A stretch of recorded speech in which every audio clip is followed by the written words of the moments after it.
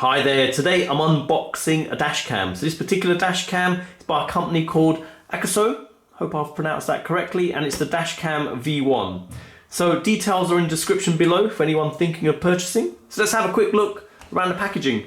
Comes in simple packaging, nice picture there showing the product.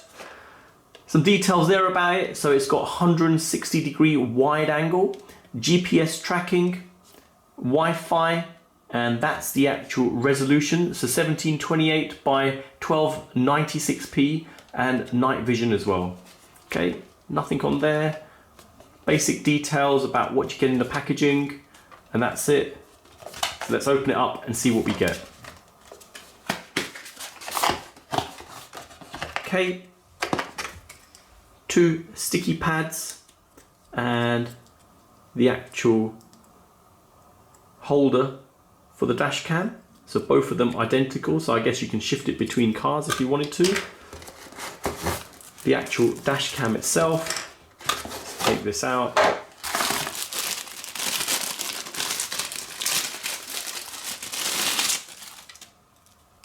Power cable, obviously the car 12-volt adapter to micro USB. Okay, see what's hidden here.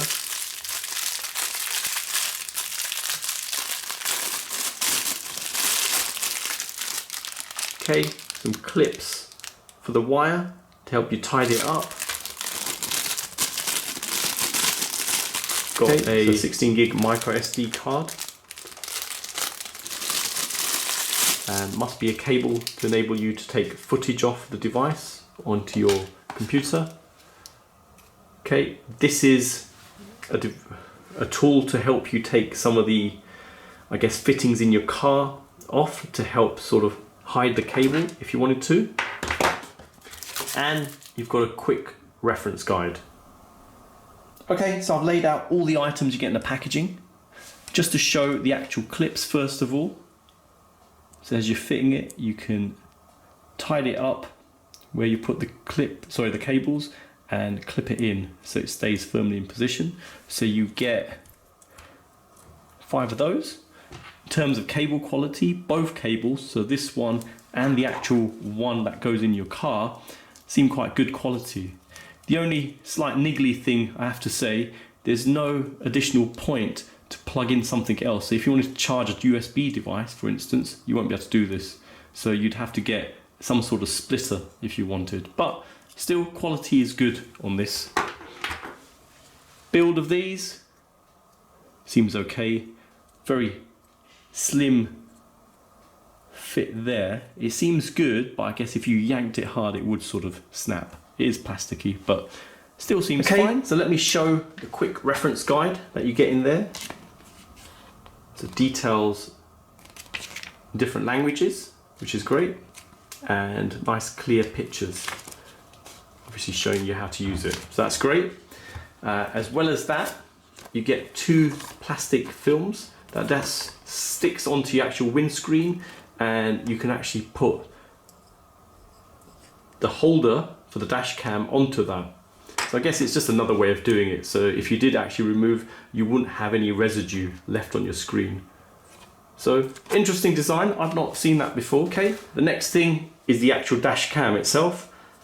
Good build quality, nice strong plastic on there. Let me give you the dimensions of it. So if I come in here, we're saying around 5 centimeters by just a little bit over 4.5.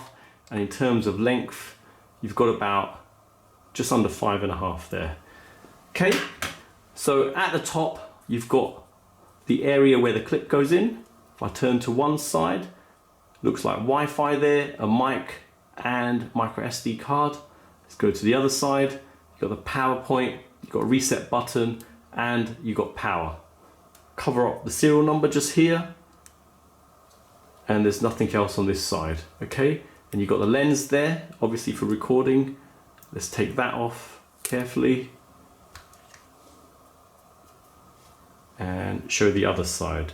So the other side, this is obviously display. Got M, the arrows, and a stop button. So that's it, but it seems okay. In terms of build quality, good, solid build. Okay, so let's plug the power in to the side here and see it powering on. There you go, so it's turned on, and let me go through the options you have on there. So just to show, picture quality on the screen is pretty good. And if I turn it, it will give you an idea that you've got to see it at a good angle to see it clearly, otherwise it won't be that clear. So you'd have to look at it, I guess, from the side. It's not too bad, but if I adjust it like that, it's not that clear. No biggie, obviously it is a really tiny screen. So initially, let's start off. You've got the blue light flashing there indicating it's recording. If I press that button there, so it stopped flashing and it's not recording anymore. Indicator there, obviously show it's recording. Pause it again. Let's turn it on again. So got a lock icon there, so you can't get into settings. That one's for the actual microphone built in. So if I click there, cancels it and turns it back on again. This is the parking monitor, so I can turn that off if I wanted.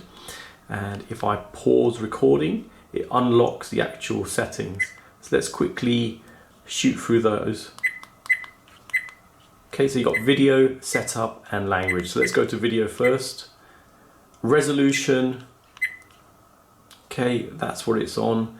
If I take it to the higher one, you'll get more of a fishbowl sort of view, so that's fine. Loop recording, yeah, every 3 minutes, it's good. WDR, record audio, date stamp, G sensor. Okay, that's that. Let's go back. Next one is the setup. Straightforward stuff. So date, time. Shoot out of that. Parking monitor. It's on, so you can turn it off from here if you wanted to. Beep sound, you can turn that off if it irritates you.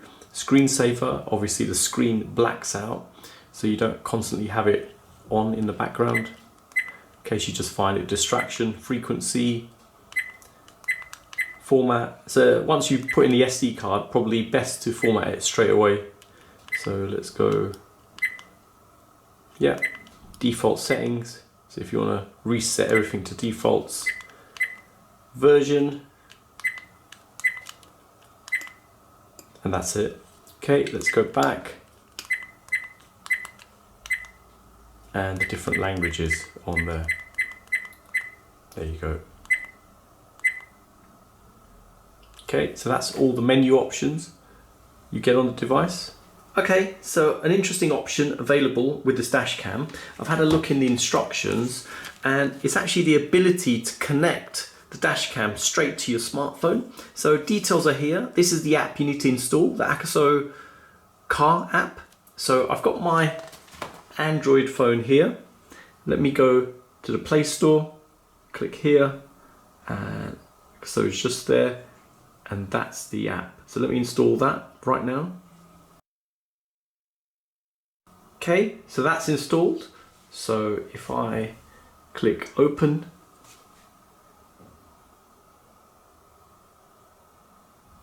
and we'll allow it access. Okay, so if we click connect car DVR, click confirm to that, and then actually on the dash cam, there's a button here to turn on Wi-Fi. So I'll click that, and you'll see this in the screen. So it's the SSID and the password. So let's give the phone a moment to refresh.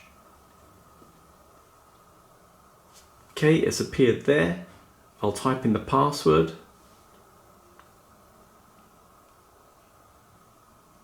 We'll click connect.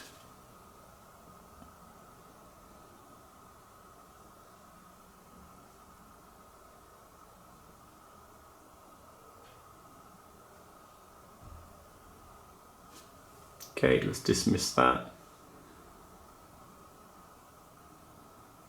Go back and click it again. And there you go. Dash cam view on the phone. So if I turn it sideways to go full screen, There you go, quality is pretty good, but there is a slight delay. If I show, I'll turn it down, turn it up. So yeah, a slight time delay on there, but still an interesting feature to have on there. So if I now click back and we go to settings there, you can adjust some of the settings on there if you wanted to, just to show those. And that's it, that's all you can do from the app.